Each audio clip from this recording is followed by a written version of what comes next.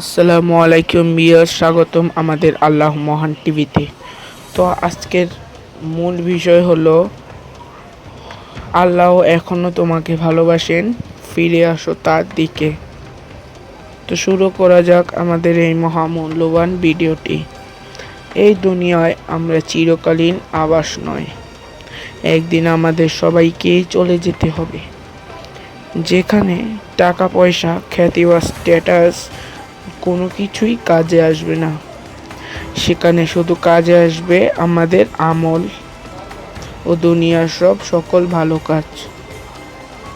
আজ আমরা কত কিছু নিয়েই দুশ্চিন্তা করি, কত টাকা হবে, কিভাবে বাড়ি হবে, মানুষকে কি আমাকে সম্মান দিচ্ছে কিনা। কিন্তু কবে শেষবার আমরা চিন্তা করেছি আমার রব কি আমার উপর রাজি আছেন? আল্লাহ বলেন, যে ব্যক্তি আল্লাহকে ভয় করে তিনি তার জন্য নিষ্কৃত পথ করে দেন এবং এমন উৎস থেকে রিজিক দেন যা সে কল্পনাও করতে পারবে না। সূরা আত-তালাক আয়াত নাম্বার 2-3।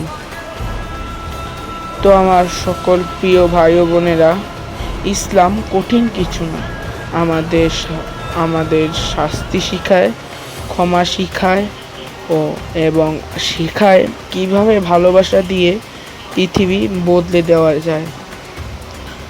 তো আমরা সবাই কোনো না কোনো ভুল করেছি, তো আল্লাহর দরজা কখনো বন্ধ হয়নি। তিনি বললেন, হে আমার বান্দারা, যারা নিজেদের উপর সীমা অতিক্রম করেছ, আল্লাহর রহমত থেকে নিরাশ হলো না। সূরা আজ-জুমার আয়াত নাম্বার 53।